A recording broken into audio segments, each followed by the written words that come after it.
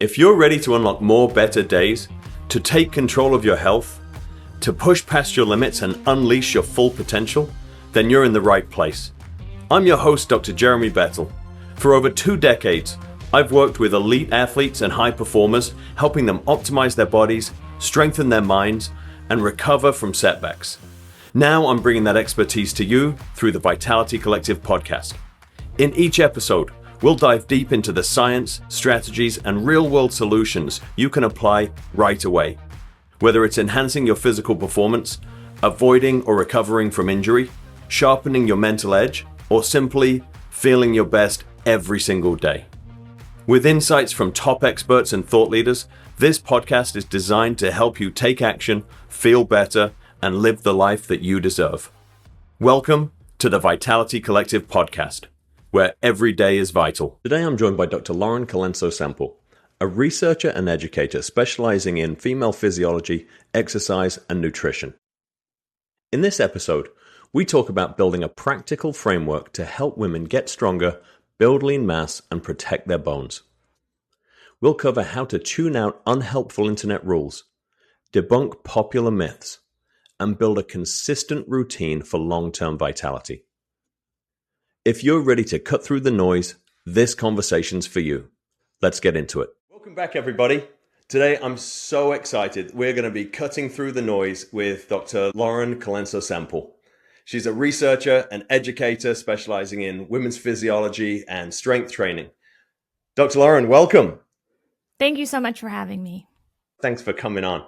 So today, we've been talking a little bit off camera. Our goal is pretty simple. We want to give women a practical framework that helps them get stronger, build lean mass, protect their bones, and really achieve their goals without chasing all of these internet rules. And so we're going to build a framework, and then we'll stress test it with some of these rules that are being thrown out for women these days. Sounds good. So right off the bat, you're deeply involved in the research into women's health, women's fitness, muscle physiology. What are the big things that you're seeing today? Because we're sort of being told that there isn't any research there for women. So what are the things that are out there and are available, and what are the big things you're paying attention to? Well, I think it's true that historically women were underrepresented in the literature, and that's still true in some areas. But when I hear people say today, well, we have no data in women, that's really not true, because it's changed a lot over the past couple of decades, and we've replicated many, many studies that were originally conducted in men. And time again, we see the results are fairly similar. And so what we thought, we might have hypothesized these sex differences, but it looks like we are more different perhaps as individuals than we are as men and women. Yeah. I had somebody sort of push back on some training the other day with the messaging that they'd heard that, women aren't small men, which 100% agree. But then I heard our mutual friend, Stu Phillips, say the other day, they're also not large mice. And so I think a lot of this messaging today is sort of coming out of these very selective animal studies that are more sort of mechanisms of things that may be going on in the body versus actual outcomes. That's right. If we're going to tell people how to eat and how to train, then we need to use trials in humans where that actual outcome was measured. So is it fat loss? Is it strength? Is it muscle growth? Whatever the outcome of interest, those are the trials we need to use to inform our recommendations. Because otherwise, if we look at this particular pathway or this mechanism or data in rodents, we're missing a big step of, hey, wait, this might not apply when we actually do it in real humans with complex physiology. Yeah. And it's challenging messaging right now because, if I go way back to the start of my strength and conditioning career, I worked at NCAA Division I. We were a mid-major school. And so there was me, my assistant, and 500 athletes, half of whom were women. Yeah. Now, we had women showing up to the weight room 5 a.m., 7 p.m., before practice, after practice.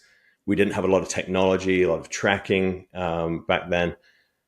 We understood there were injury risk, susceptibility differences, but overwhelmingly, the results that came out were incredibly positive. We didn't have a single major surgery, including ACLs, in 3 years. All of our women got stronger. All of our women improved their vertical jumps, their power, speed, and conditioning under such a vast variety of different conditions.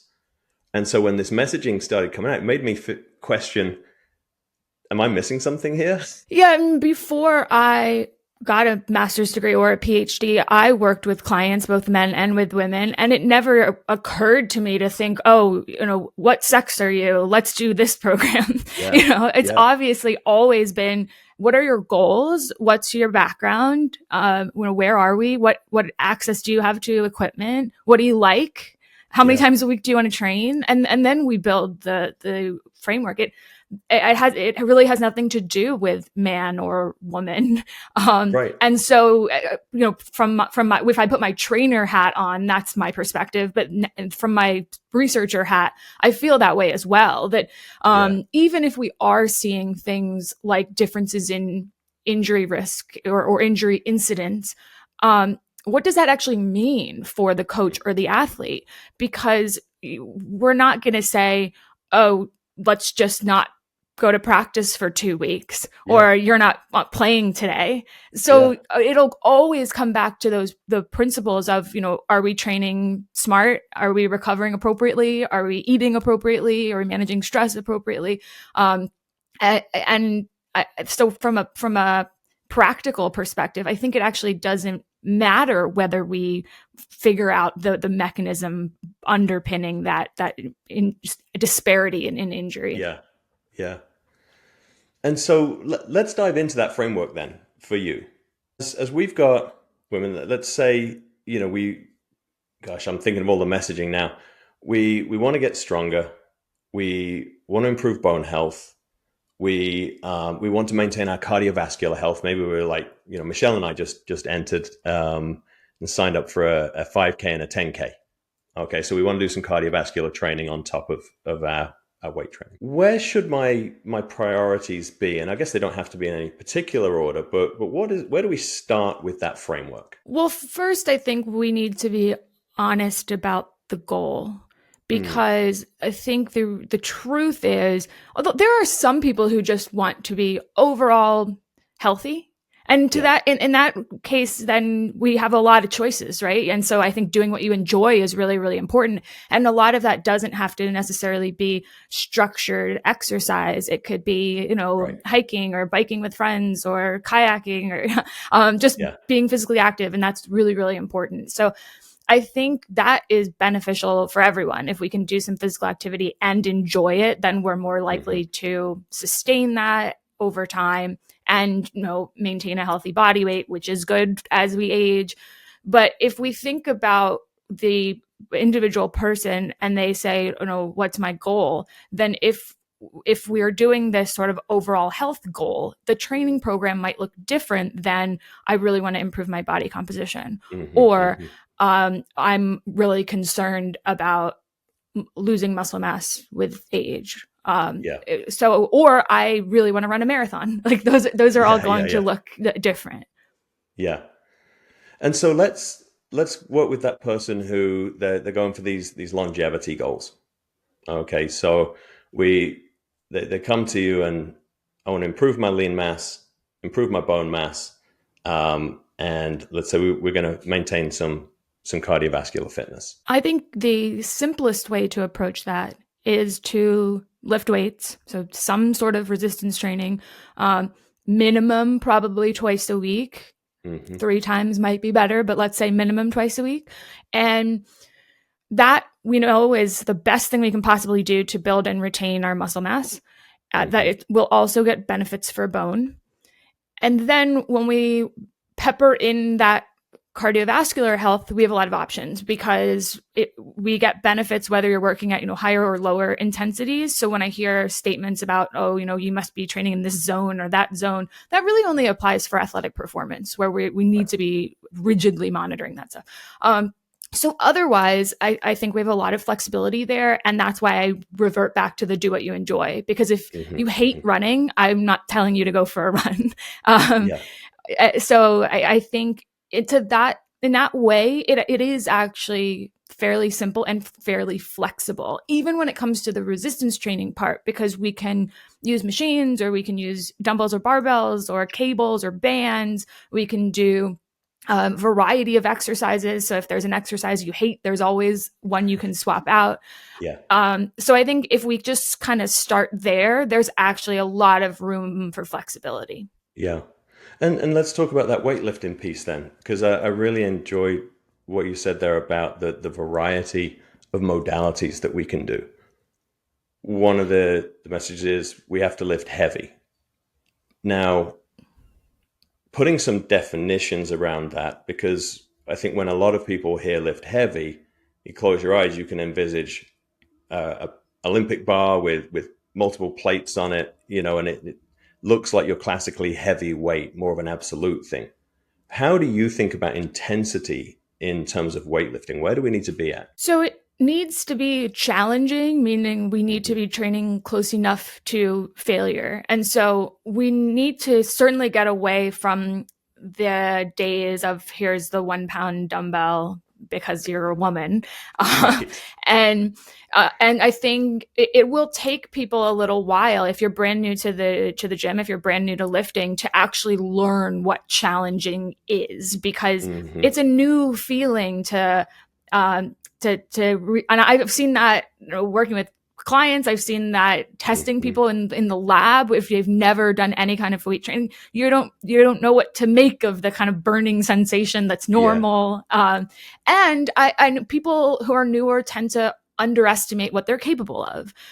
So I think in terms of heavy, well, yes, it should be heavy in that it feels challenging. And so if I'm going for a set of 10 and I stop and I know I could do 10 more, that's not heavy enough and I need to pick up something heavier. But if we think about these sort of rigid guidelines of we need to be lifting sets of 5 or sets of 10 or sets of 15, all of that, there's a lot of flexibility there. As long as it is challenging and you're close enough to failure and you are progressing over time, because you can probably do something this month that you couldn't do last month. Yeah. So explain that for the listeners a little more. This is the concept of progressive overload. So lifting heavy is a relative thing. So my heavy, your heavy, and a newcomer's heavy is going to be different. And it will be different for each exercise that you do. Yeah. Yeah, exactly. Right.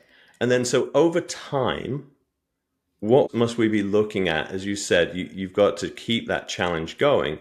How does that process work? So there are various ways we can define failure, but let's say I'm doing a squat and on the last one that I can do with good form, that's where I stop, because I know the next one I might start to hunch over, or I'm not confident I'm going to be able to fully stand up, and so that's failure. I can't do another one. Now, if I'm using X weight this week and I'm doing a set of 10, then maybe next week or the week after, I'll use that same weight, but I'll try to do an 11th rep or a 12th rep. Or maybe I want to stick with that set of 10, but can I add 2.5 pounds or 5 pounds? Right. And especially in the beginning, you'll find that you will be able to progress either by adding some more weight or by keeping the weight the same and trying to do another repetition. And then over time, as we adapt, we're able to do more and more. And that's one of the really motivating things about strength training, is that you have this tangible progress of I'm getting stronger. I'm doing more than I used to be able to do. And I love that especially with my older population. I have 80-year-old plus women who get to experience themselves improving with age Yeah. and physically. And it's such an amazing thing to watch and such a gratifying part of what I do on a day-to-day basis with my clients is see them growing confidence in what they're doing and start to request more challenge. And I think that that's something that can't be taken away from weightlifting. Yeah, then there's something uniquely empowering about that. And Hmm. I think kind of going back to my experience or early experience in fitness as a woman, there was a lot of messaging around doing these group fitness classes that maybe you're Right. going to sweat a lot, but again, what's the goal? Or these Pilates classes um, or dance cardio classes that the Hmm. marketing is all like, you're going to get ripped abs doing Right. this. Right. Um, and, but the thing about really being able to change your body composition, it's not just about weight loss. It's about the composition, meaning muscle relative to body fat. And so Right. changing the physique of your body as well as building muscle because it's really important for age and for Hmm. physical function and independence later in life. Yeah. But I think historically women have been marketed fairly ineffective programs because Yes. they promised these results that you're just not going Yeah. to get from that kind of exercise program. Well, let's touch on that real quick because I always view goals in two lights. There's the client's goals and there's my goals for the client. And I started this out by talking about a framework for improving muscle, improving bone mass, and improving cardiovascular health. Those are my goals for people's longevity. Those are the factors I know will help you live better with vitality and longer. Now, often people come to me with goals that are sort of counter to that in terms of weight loss.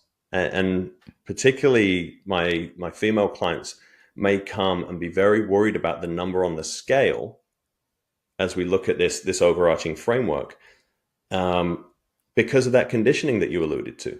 They've Mm-hmm. been conditioned to eat and train to be thin.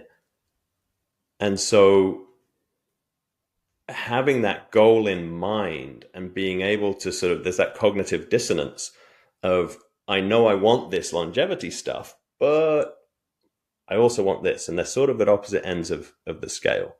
How do we honor that goal in women and educate and help them understand how that weight is actually composed? I think it can get really exhausting and kind of discouraging to be constantly weight loss focused Hmm. because we'll often find that, oh, you finally lost the 10 pounds, but you thought if you lost the 10 pounds, you were going to be much happier. And then you Yeah. realize, you know what? It actually wasn't about the 10 pounds. So there's that, which is more of a psychological conversation. But Yeah. in terms of the training approach, what we'll see is when we do start consistently lifting weights for enough of a time period, stick to it, which is another Hmm. thing that I think some people have an issue with. They say, oh, I didn't get results and it's only been a month. Like, you have to Yeah. be Yeah. Yeah. patient here. Um, Uh-huh. but then what we see is muscle growth. And then if and when there is some fat loss, the physique looks different because when you think about those like visible lines in your shoulder or your Hmm. legs that are often advertised in these kind of fitness marketing campaigns, that's visible muscle mass and relatively lower fat mass. But if we're always chasing fat loss, then we aren't primed for muscle growth. So Hmm. we really need to try to not focus on the scale weight for long enough and be okay with just kind of maintaining. I'm not saying we're going to gain a ton of weight, Hmm. but then we're fueling properly to actually gain muscle. And so in the long term, you'll be happier with the way that you look and you're putting that, muscle money in the bank for your Yeah. retirement. Yeah. So there's a couple of things that I want to touch on there, and you've alluded to some of them. The benefits of adding muscle mass, bone mass, and all of this sort of longevity based goals. Can you dig into those a little bit? Why should people be more concerned about the muscle mass, bone health, strength than the weight on the scale? Well, with the caveat that being a healthy body weight is one of the most important things that we can do in terms Sure. of predicting long-term health outcomes. So, if you are very overweight, then I would say that weight loss is important. That said, Yes. if you have, a body weight that is kind of within a healthy range, then my advice would be to focus on these other things, because although we might be really worried about fitting into this dress or seeing a number on the scale now, as we age, people who are not as physically active and are losing muscle start to have issues with posture, start to have Hmm. issue with mobility, start to have issues with falls and fractures, Hmm. because you aren't able to balance and under load. If you we start to get this kind of perfect storm where we aren't robust to the Right. challenges of daily life anymore. Yeah. Yeah. Yeah. And we saw it as we see people coming into our practice with regards to people starting earlier and earlier to fall away from the activities they love doing. You Mm, mentioned that from a cardiovascular training standpoint, but the other areas that it impacts are your community, which yes. is profoundly impactful in your quality of life and your longevity. And, it's that one shoulder injury that takes you out of your tennis game, which removes all of that stimulus, but it's also your social circle. It's your interaction. It's your community.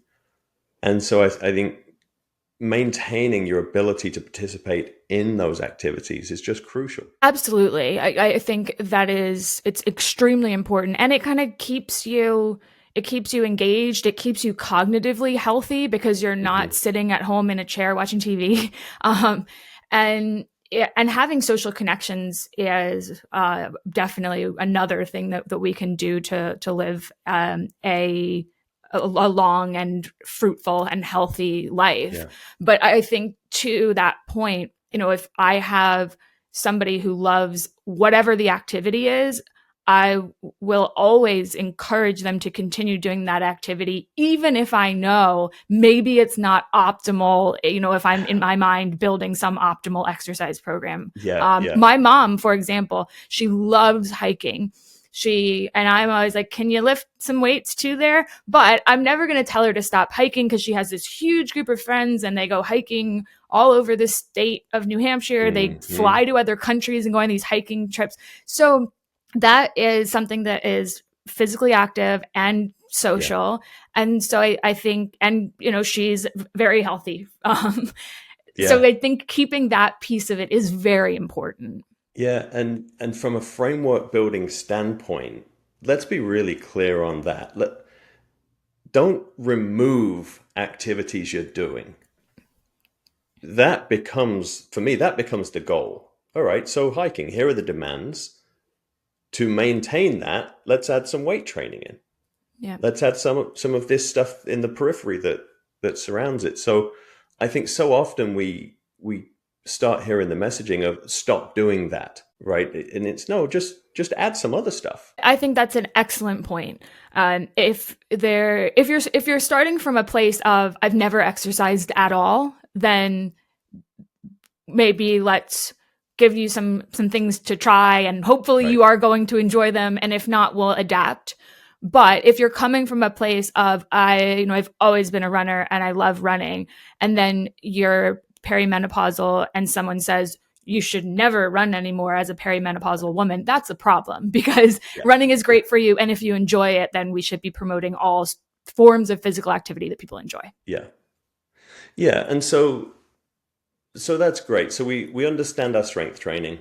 We know our intensity. We know we've got to be getting at least 2 lifts a week. And you mentioned earlier about fueling, making sure that we're appropriately fueling. if you're trying to lose weight, if your body mass is too high, and we're going to bring that down, we need to have you in energy balance.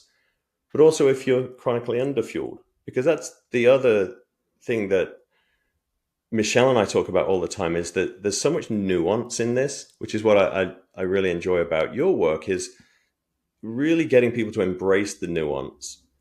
And we're sort of told you should be in a calorie deficit all the time in order to maintain that weight or keep weight off. And so can you touch a little bit on the big rocks that people should focus on from a fueling standpoint? Well, as you said, if fat loss, weight loss is the goal, then we are going to need a calorie deficit. And hopefully we're also doing some strength training and eating adequate protein and fiber and all of those things. That's so putting ourselves in a position to maintain as much muscle as we lose weight, because we're trying to lose body fat, not both. So let's try to hold on to as much muscle we have during that weight loss period.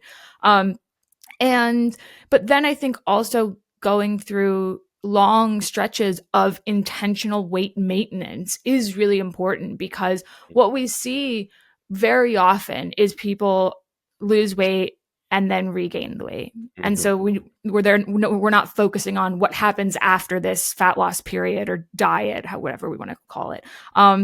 And there are strategies that we can put in place during and after that weight loss period to set us up for success. And that means not doing really extreme diets, not being extremely restrictive with the foods that we include or exclude, and understanding that the tools that we're using during a weight loss are tools that we can continue to use during weight maintenance. Things like just being aware of our portion sizes and continuing to be physically active and being mindful of the calories we're getting from things like beverages or condiments, sauces, dressings, things like that.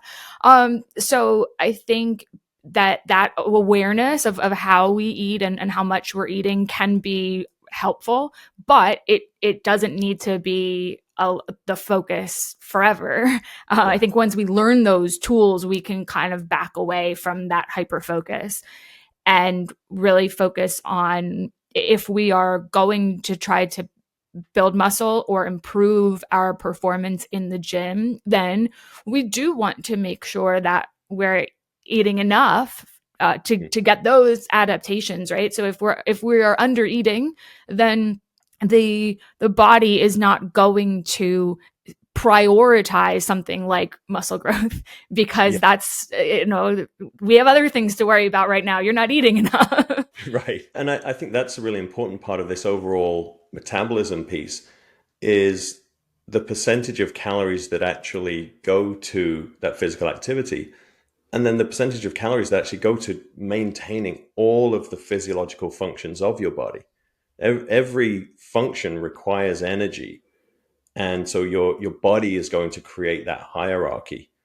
And so if you're under fueling, it's going to prioritize the essential functions of your body, your immune system, your brain function, everything else that's going on, maybe over and above these optional goals that you've chosen. Yeah, I think that's right. And we often try to have everything at once. So you say, I really want to build muscle. But what you're saying is, I really want to lose fat and build muscle.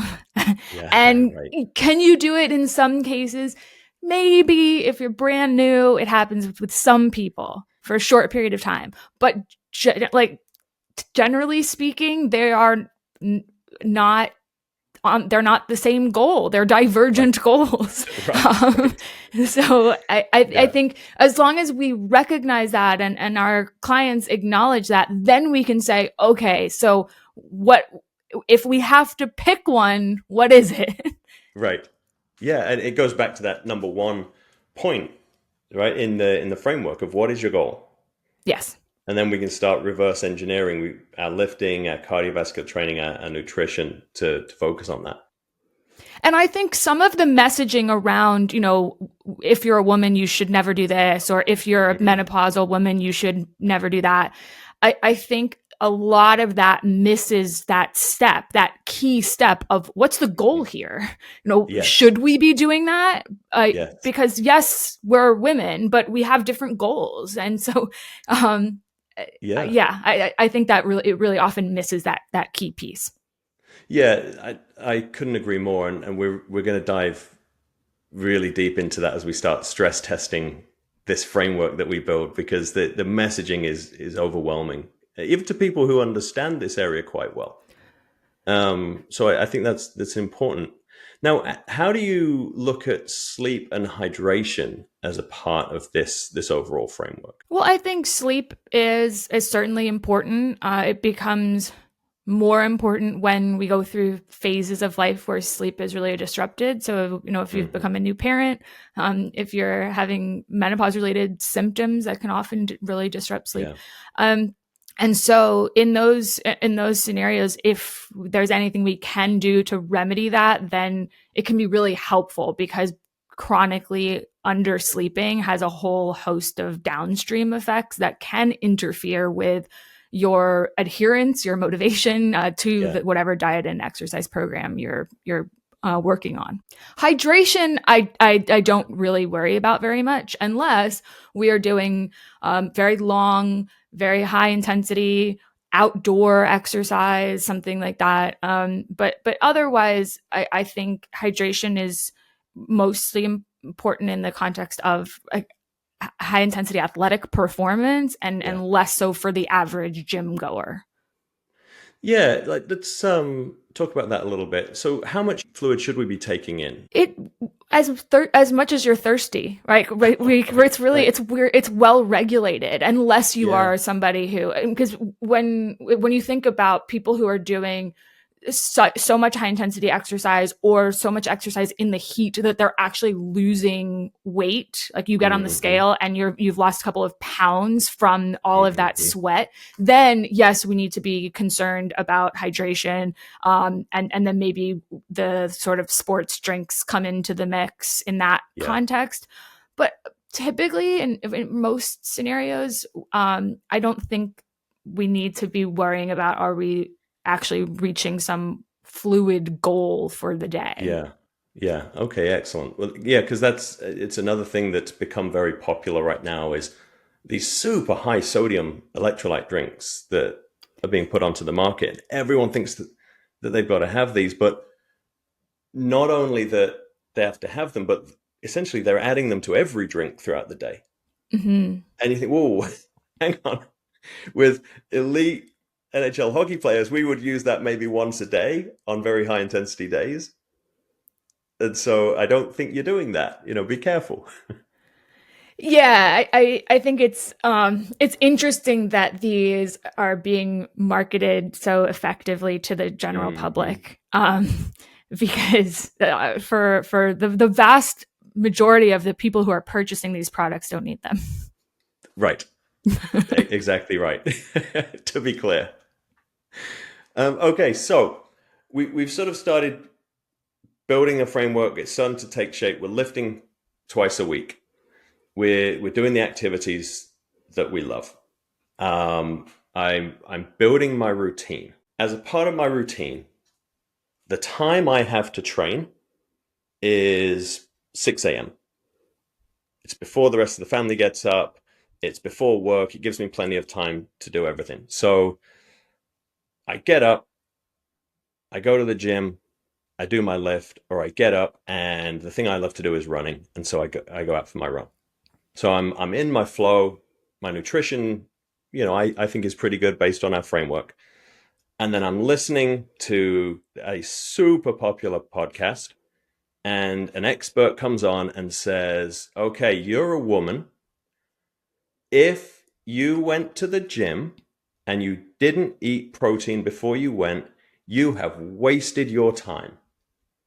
Why did you even go to the gym?" Actual quote. Okay, so I've done the hard work. I've got myself out of bed. I got myself to the gym. I've been quite diligent. I've got a coach. I thought I was doing the right thing. Oh my God, I've wasted my time. Should I change my whole setup? No, the worst part about this particular message in this context is you've been told that you're doing something wrong when exercise anytime is better than no time at all. And so we should always be starting there. And then if you want to have these nuanced conversations about, if you have time to have a quick something before you go, you might notice that your performance would be a little bit better. That's where that conversation should start and stop, because there's absolutely no reason why you can't train in a fasted state. Plenty of people do that. You still get a host of benefits from the exercise. And if you're somebody who trains really early in the morning, or maybe you're somebody who, if you eat right before the gym, you kind of get some GI discomfort, then those are all fine. And by training in the fasted state, that doesn't mean you're not going to eat enough the rest of the day. It's all just about that timing. So I think some of this fear-based messaging people hear, well, if I trained fasted, then I'm going to be, in a state of low energy availability. And that's not true, because low energy availability is over time, chronically, I am under fueling for the energy expenditure during exercise. So either I'm really under eating, or I'm doing 3 training sessions a day, or maybe a combination of the two. And that's where we end up in a problematic area, which is a problem for some athletes, not a typical problem for the average gym goer. So I think anything that discourages or overcomplicates, do we need to eat right before, or do we need to eat right after? You do what works for you and what you can stick to. Yeah, and so my focus there is on my total daily protein intake versus this very specific window of time. Is that what you're saying? That's right. When we think about when we think about what we're using, the fuel that we're even using for that exercise session, what you eat 15 minutes before the gym isn't even, depending on the type of exercise you're doing, but it probably is, we aren't even using that as our fuel. We're using what we ate for dinner last night. Right. So I think these conversations about, you have to eat breakfast before you go to the gym, they are sort of incorrectly assuming that we have this overnight reset and we're on empty. And that's not how it works. We have stored glycogen. We ate yesterday. We're fine. Yeah. Okay. Well, that's really good. And what about my outcomes? Will there be a difference in muscle mass, bone mass that we add in our lift if we're eating fasted versus non-fasting? The data demonstrate that the outcomes, body composition, so increased muscle mass, decreased fat loss. I don't believe we have any bone data around fasting, but I can't imagine that it would have any sort of effect. It's similar whether you train fed or fasted, provided that you're getting the same calories and protein. So if by training fasted, you are suddenly under eating overall and missing out on your protein target, then maybe we would see, a slightly less results than if you were hitting them. But it's not about the timing. It's just about the overall appropriate nutrition intake. Okay, excellent. All right. So we've managed to keep that myth out of our program. We're staying on track. I tune in the next day and I hear, okay, you're a woman. You are going into perimenopause. You enjoy running. You shouldn't do zone 2 training anymore. You shouldn't do this continuous training. You should only do high intensity interval training. Should I change my program? No, not because you're a woman in midlife. If you have a goal to improve your running performance, perhaps it would benefit you to add in a day of some higher intensity intervals. But if we are being physically active, doing the exercise we enjoy, and you enjoy running and you enjoy zone 2 running, there's absolutely no reason why you should not continue to do it. So where does that even come from? You hear everything from cortisol to God knows what. Like, where are we hearing this messaging? Why are we hearing this messaging? So I think if we can kind of piece these together, it's cortisol, which for the record makes no sense because all exercise increases cortisol and that's a normal response. And then when we finish exercising, the cortisol comes back down. So it's literally not something we ever need to manually intervene or worry about or change how we're eating or exercising. But the other piece of it is to say there are fiber type differences or there's fuel utilization differences. And so, well, if women are better at utilizing, fat for fuel during certain intensities, then we need to prioritize higher intensities in order to focus on that shifting of fuel utilization. So it gets very convoluted. But the bottom line is that we adapt according to how we train. So it's true that if you take two people who have never exercised, one man and one woman, there will be some sex differences in that fuel utilization. Are we using more fat? There will be, in some cases, differences observed in fiber type. But once we start exercising, these sex differences start to kind of go away because we are adapting to that exercise stimulus. Right. So if I'm powerlifting, I'm going to facilitate adaptations that are associated with strength and power. If I'm running marathons, I'm going to start adapting accordingly in that kind of endurance training. So it has nothing to do with sex at that point. It has to do with the Yeah. activity. Right.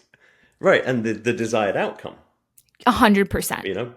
Back to our framework. Because there And isn't, to be clear, there isn't a good fiber type distribution and a bad fiber type distribution. Like, yes, the ultra marathoners will look different than the Olympic weightlifter, but it's not good or bad. It's just different. It's sport specific.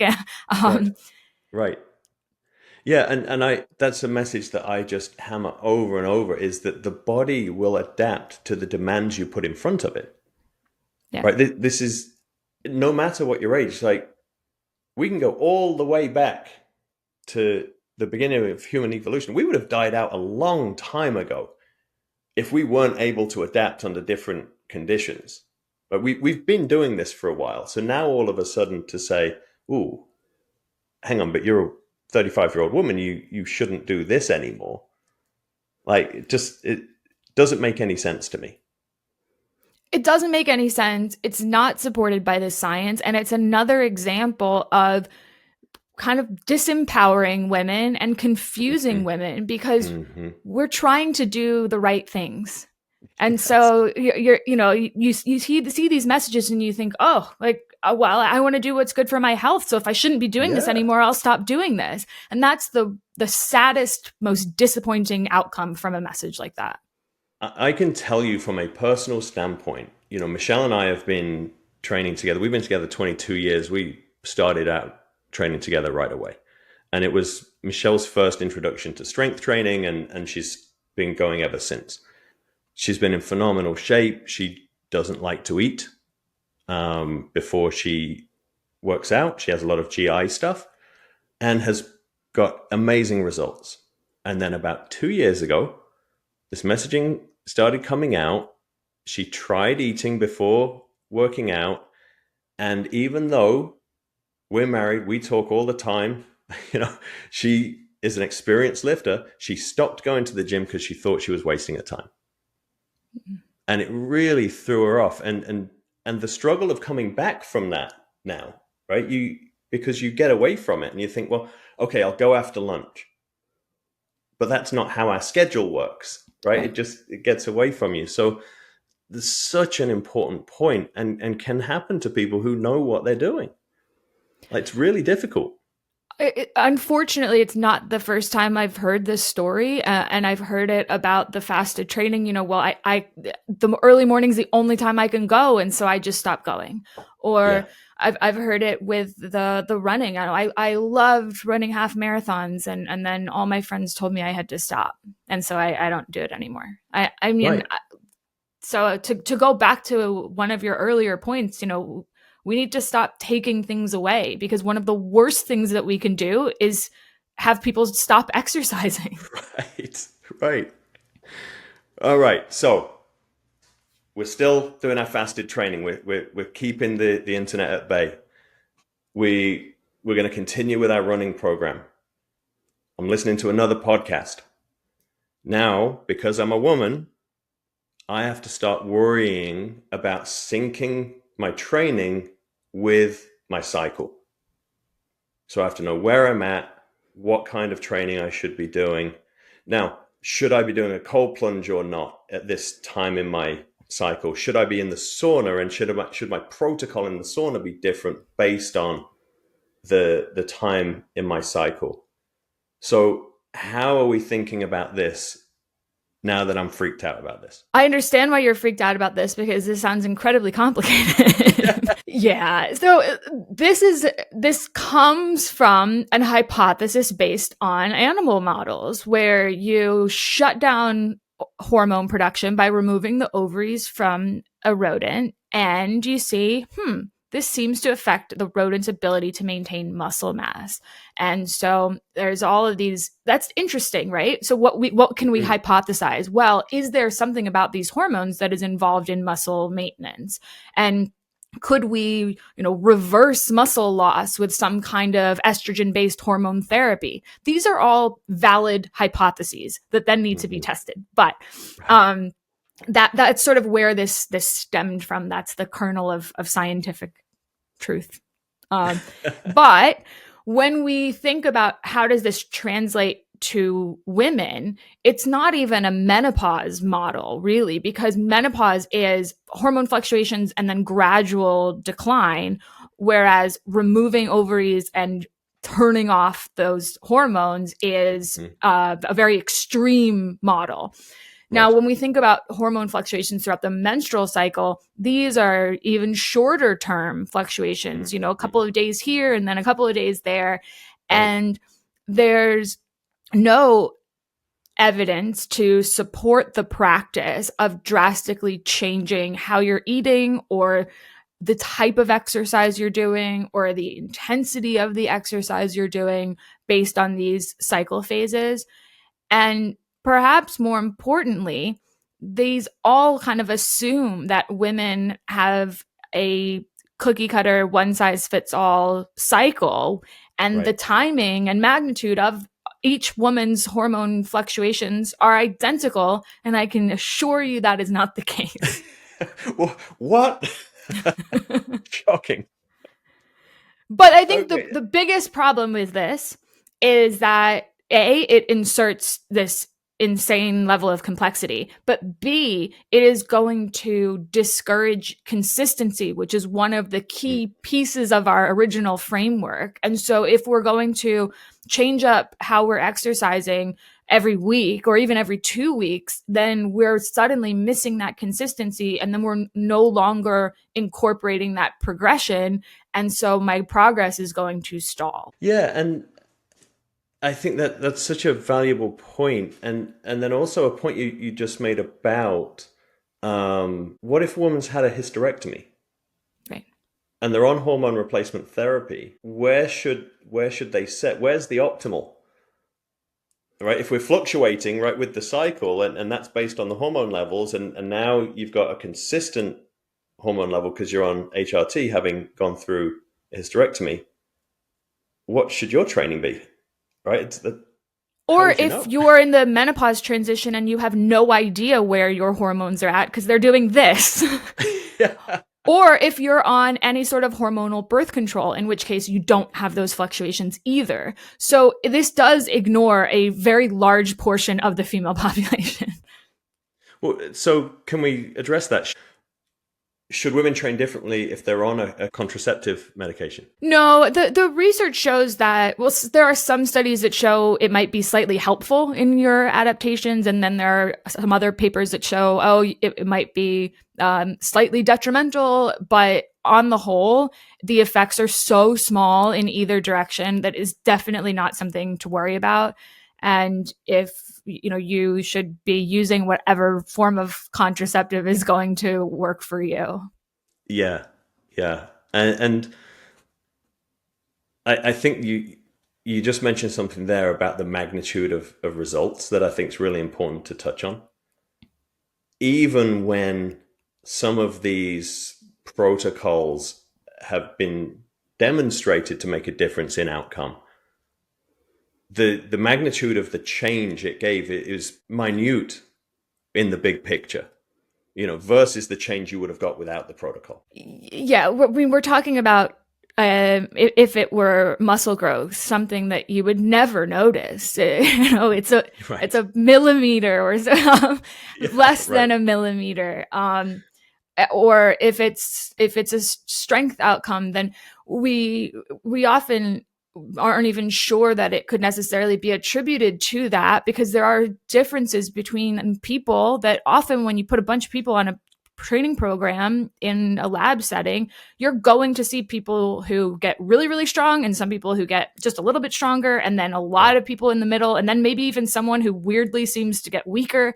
Right. And so when we can look at the data and say, after this statistical analysis, there was a slightly significant difference between this and that. But then we have to step back and say, but what, if anything, does this mean in a practical way? And I think, and we have to look at the literature as a whole, because as I mentioned, when we have 6 papers and 3 of them say this and 3 of them say the opposite, then we kind of combine and we say, there's probably not a lot here.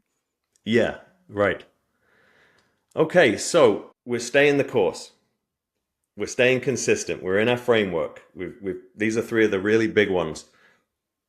I'm going to the gym, and then all my friends tell me, well, all of these programs are designed for men, right? There are different strength training needs. If you lift, you'll get bulky, and these are men's protocols. Okay, do I need a women's weight training protocol? No, you need a goal-oriented training protocol. So, for example, maybe as a man, you want to do shrugs because you want to grow your upper traps. And I don't want to do shrugs because I don't want to grow my upper traps. And we could say that there might be, a sex-based preference that we would see commonly with something like that. But again, it just comes back to goals and preferences. Right. So when I see programs that are marketed to women, they're often just less effective programs because they're not encouraging people to do the things we talked about within our original framework, to have an intensity that's high enough to really challenge yourself, to progress, to be patient and stick to that program for long enough that you'll actually see your results. And instead, it's kind of chasing after the new shiny class or Yep. tool that promises quick results. Yeah, it's funny. Michelle and I were joking before, she asked me the question, what do you say to the person who comes to you and they're like, I've tried everything? Like, well, have you tried just one thing? Right? Yeah. Right? Just narrow your focus. Like, if you're not consistent within a program, you're not going to get the results that it tells you you'll get. We can't keep switching.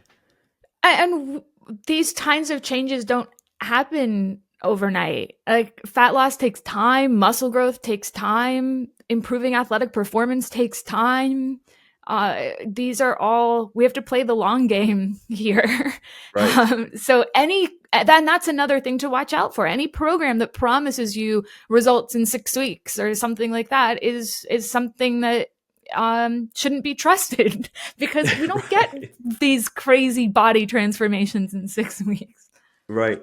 That's what I tell people is, you'll start seeing maybe your first signs of progress at the 6 to 8 week mark, right? Those first physiological adaptations will be starting to show themselves at that point.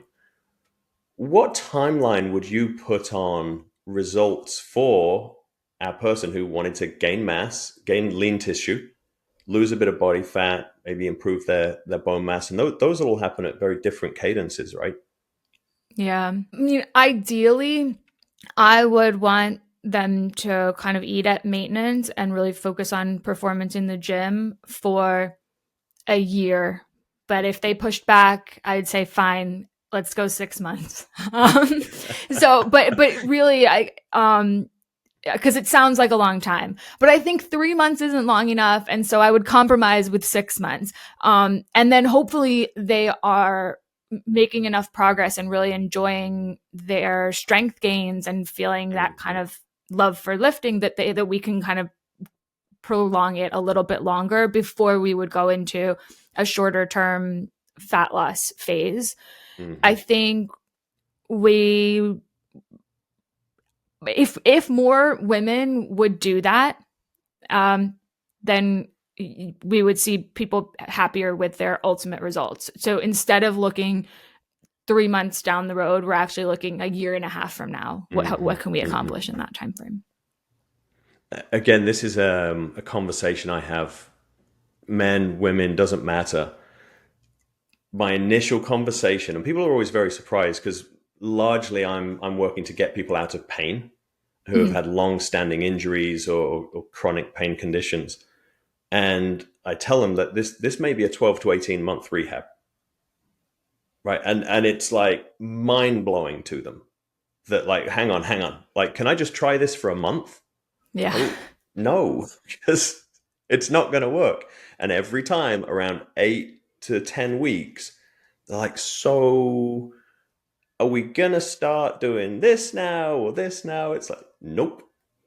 We're building a foundation. We're building. But then when you have somebody go for that 18-month period, we just had our 82-year-old woman who got a 3% improvement in bone mass at her spine, 5% at her hip. You see people start to just transform. Yeah. And it's so good.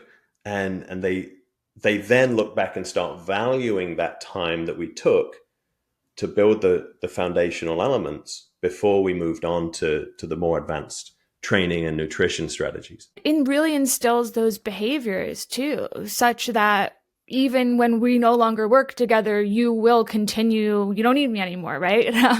And so I think when we're constantly trying to find a new coach or find a new program or find a new class, then we never end up actually building in those long-term behaviors because we're just consistently chasing the shiny object.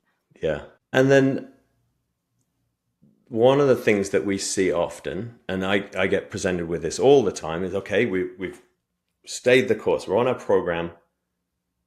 I go on social media, and now the influencer is there and buy my supplement. This is the thing that's going to put you over the edge, right? There's supplements for balancing your hormones, replacing your hormones. There's nutrition, the diet for hormone balance, all of these things. Where do they factor in our thinking on our framework? It's funny because when I ask for questions on social media, the vast majority of questions I get are about supplements. And I so rarely talk about supplements because I think they're so far down at the bottom of the list of important things to discuss. But, our expectations of the effects of supplements should be quite small, and we shouldn't take them just because they're being marketed as some miracle. Right. If they were miracles, then you would have real people coming out and explaining that somehow this magically changed their life, and we would be hearing it everywhere. It wouldn't be one influencer's secret. Right. So, and when we think about the supplements that are, I mean, we can say, oh, do you need something for health, like are you low in vitamin D? Would you benefit from a vitamin D supplement, for Right. example? But if we think just about the strength or exercise performance type supplements, it's really caffeine and creatine. And the Right. effects you're going to get are quite small. And if you're not exercising, then using creatine is pretty much a waste of time.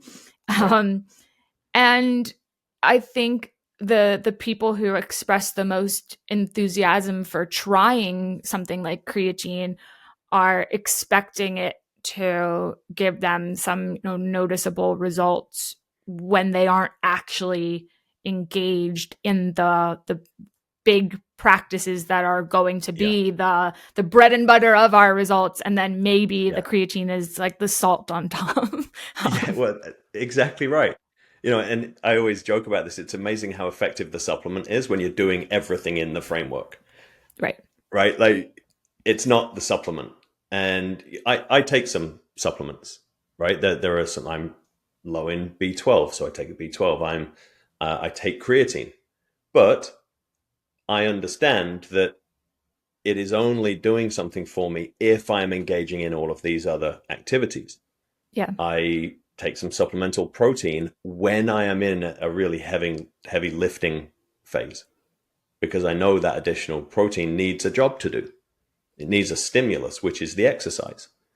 And I Yeah. think we start getting into how experts use supplements versus how influencers use supplements.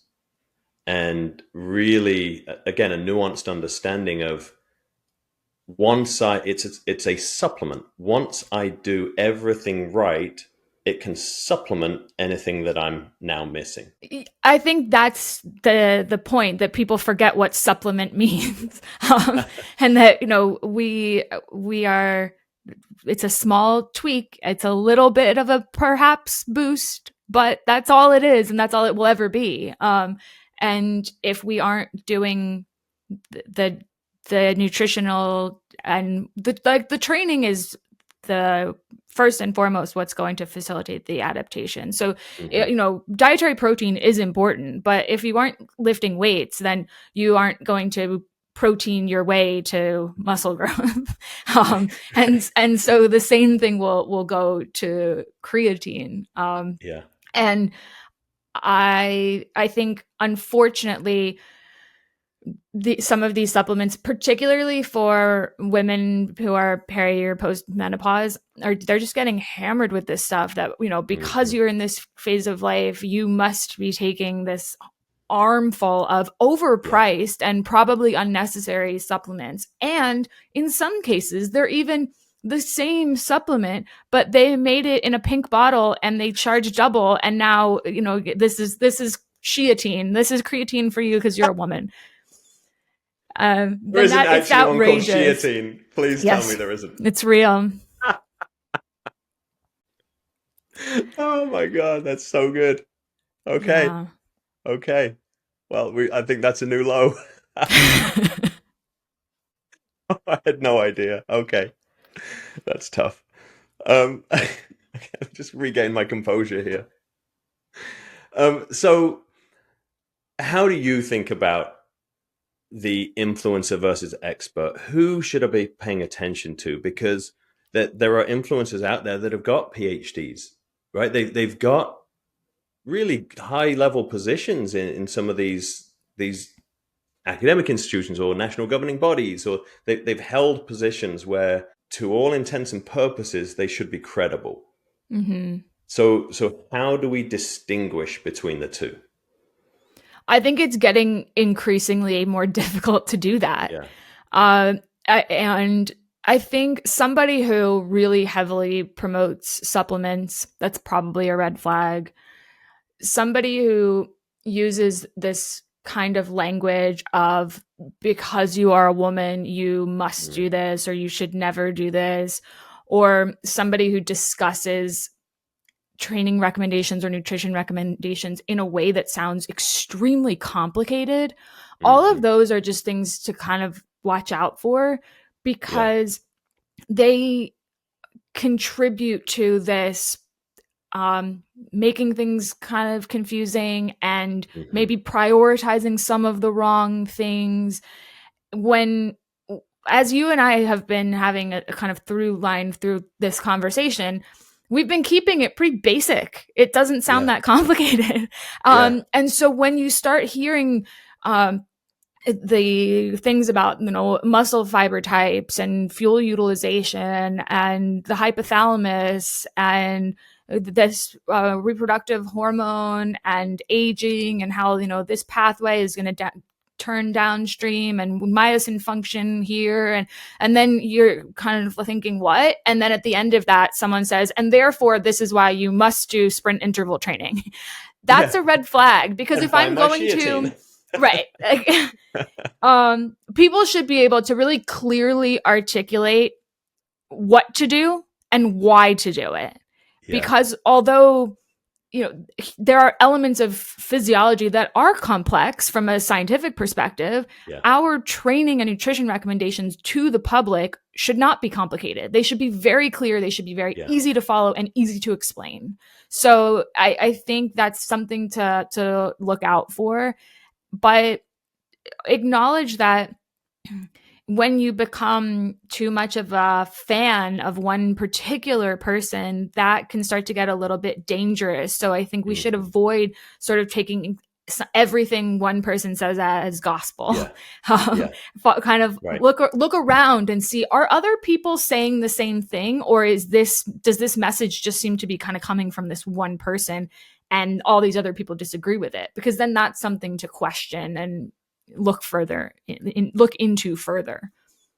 Yeah, and one of those areas for me, is bone health. And as we look at the messaging again, like, okay, I go on the podcast and the question was, what is the one thing women can be doing for their bone mass? And the answer was 15 minutes of jump training. Mm-hmm. Well, what we're talking about is plyometric training. And let's be clear, with a young male NBA player, I would not start them on a jump training program day one. And their job is jumping, Right. right? Talking about goals, I'm literally trying to get them to jump higher. But with jump training, the reason it's effective for bone tissue is because it's a huge amount of force in a very, very short amount of time.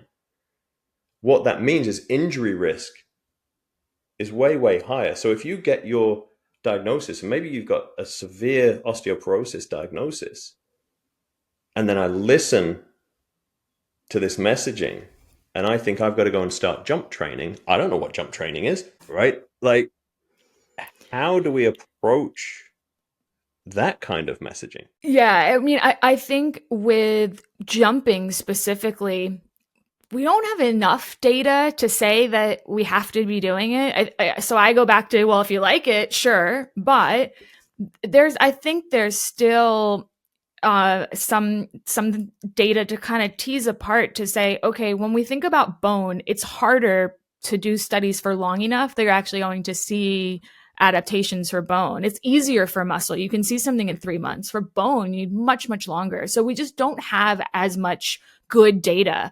But when you dig into some of this jump training, they're landing with straight legs. So you're on a pull-up bar and then trying to land as hard as possible and keep your legs as straight as possible so that we're really getting as much impact as you can into the bone. Because if you land in a deep squat, then your muscles are absorbing a lot of that impact and not the bone.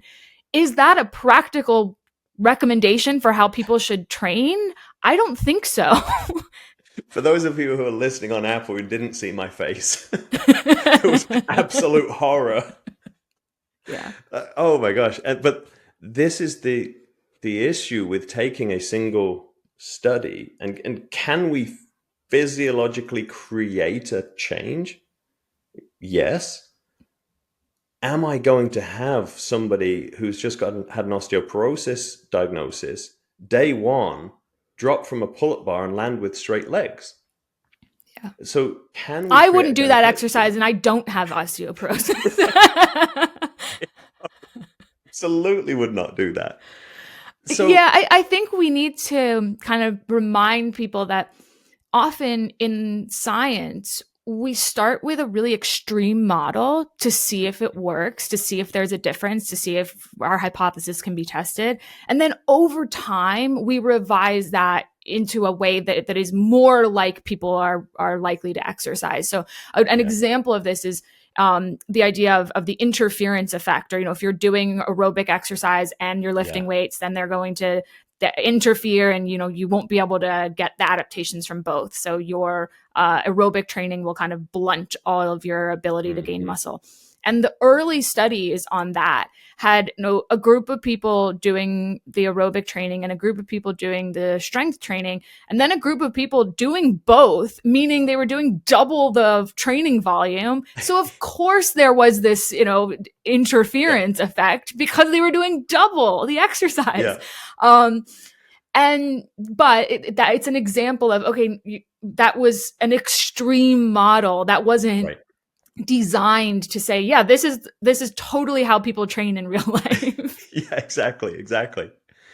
Well, and I think the importance here as we deal with such nuanced topics is the expert who's involved. I think with nutrition, go see an expert, right? Go see an RD, go see a PhD, somebody who understands nutrition and how to manipulate those phases of maintenance. Because even knowing how many calories you should take in, there's a lengthy process to actually determine that, right? So it's not Yeah. like, tell me how many calories I should eat. I don't know. I just met you. And you don't even know how many calories you currently eat. So there's so many steps to understand these phases. And then with jump training, with weight training, just because our primary concern for you may be osteoporosis, first we have to prepare all of the tissues Yeah. in order that we can safely train you without causing an injury, either a fracture or a muscle tear or a ligament or a connective tissue strain. Because these are, again, complex processes that people train for decades to understand. And we can't just jump into one phase of that and think that we're going to solve our problem. And I think some very prominent people online have a background or a, credential, whether it's an MD or a PhD, and, Mm. and they do have expertise in a certain area, but now they're kind of taking advantage of that credibility and Mhm. saying, I can talk about anything. um, like people with exercise and nutrition are constantly guilty of doing that. Like, you Yeah, you aren't trained in either area, but because you are a popular OBGYN, then you're going to use your platform to start talking about nutrition and exercise. And I think that's something that is unfortunate, because hmm the exercise and nutrition experts are experts for a reason, and they do have yeah, a wealth of knowledge that you're not getting in medical school.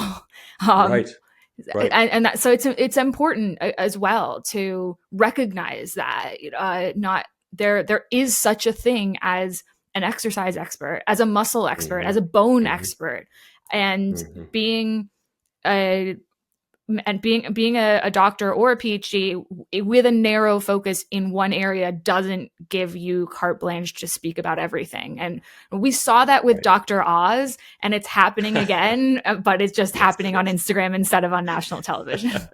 It's a great parallel. And that was my role in sport, right? As a performance director, my job was to build interdisciplinary teams with, I recognized that no one of us had the answer, right? Yes. The thing. We had to have our physician who understood medicine and all the subspecialties, right? We had a whole medical team. We had to have our people who were in charge of acute care of injuries, our rehab specialists, our strength and conditioning coaches who took care of the next step. We had people who were experts in return to play from injury. We had the sport coaches who would bleed into the end of that spectrum, who would help us return them actually into the field of play. And we've built Vitality Collective on that premise. Again, I don't have all these answers, and I need to know that. And we're seeing this. That's where the jump training example came from, is especially with MDs stepping into this arena, jump training with no experience in ever coaching somebody through a behavior change model that would even begin exercise, never mind jump training. Or, buy my weight vest on my website. I'm going to wear my weight vest today and improve my bone mass. Yeah. No, you're not. It's not that you shouldn't be wearing a weight vest. It's just that that's not what it does. So you're going to have all these people following guidelines and recommendations, thinking they're getting on the right track and they're getting this from a credible source, but they're going to be very disappointed when they get their either annual or biannual DEXA scan and the bone mineral density hasn't moved. Or when they get an injury because they jump right into jump training. That's right. And I think if some of these big influencers were kind of humble enough to say, that's not my area, but let's all work together and we can say, Yes. these are some experts in the exercise space, and these are some experts in the hormone therapy space, and these are some experts in the physio space, and then to acknowledge that that's I don't come to me for every answer, and I rarely see anybody do that, and that's really, really a shame, because we don't have the answer for everything. And when we are aware that other people know more than we do, then why not lean on them? That's how science is supposed to work. That's how medicine is supposed to work. Well, and coaching. Yeah. Right. It's about the person that we're dealing with. It's about the client, the athlete, the patient. If they are at the center and not us, it's about their outcomes. Not your ego as the coach. Yeah, if we hold on to that athlete too long or that patient too long, now I'm the limiting factor in their development. Right. Right? Because somebody's better at it than me.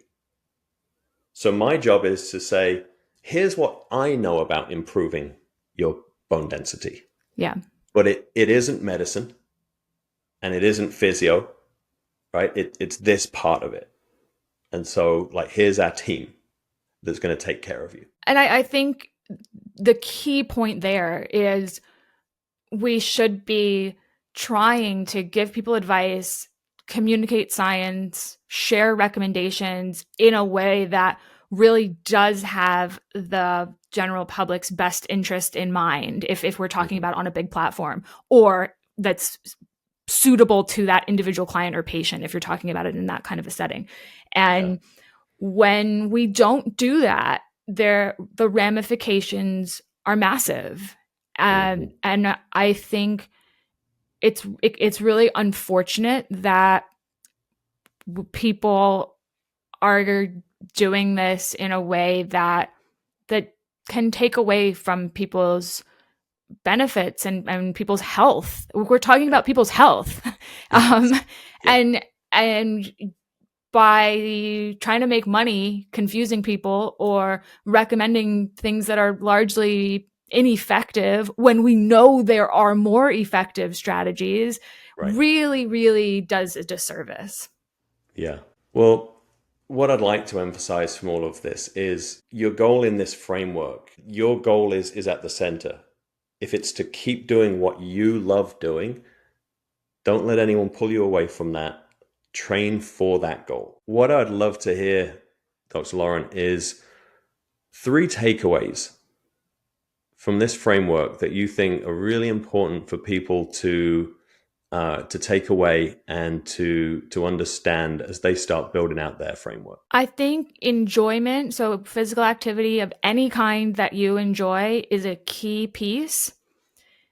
If you aren't really sure what to do, then I will encourage you to lift weights, because we're getting the muscle benefits, we're getting some bone benefits, we're getting physical function longevity benefits in the sense that you're going to set yourself up for better aging long term, and that's good. That's important.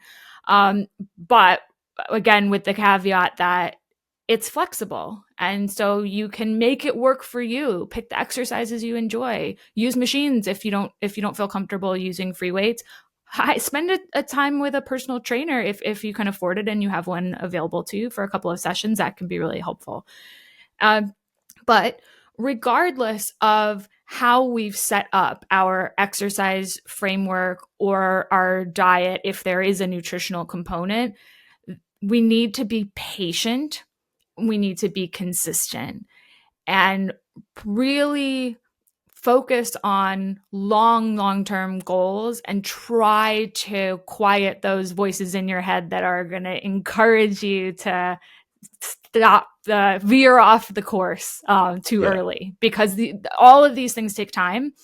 But once you've built the behaviors and then start to see some of those physiological adaptations, you'll be really, really happy you stayed the course. Yeah. Well, those are just such wonderful messages. And I'd love for people to be able to follow along with your work. Where can people find you and find out more about what you're doing?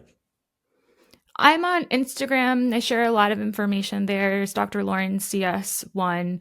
And I have links in my bio there if you'd actually like to read my papers and dig into the research. Also, I co-own Mass Research Review. So if you're somebody who likes to read long-form breakdowns of the latest exercise, nutrition, supplement, behavior change, science, kind of all things fitness, then you can check out massresearchreview.com. Awesome. Well, we'll provide links to all of that in the show notes.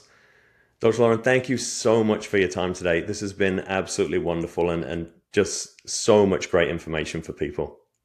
Thank you so much. That was such a powerful conversation with Dr. Lauren Colenso-Semple. Here are the 3 things that you can take away from today's episode. Number 1, focus on the long game.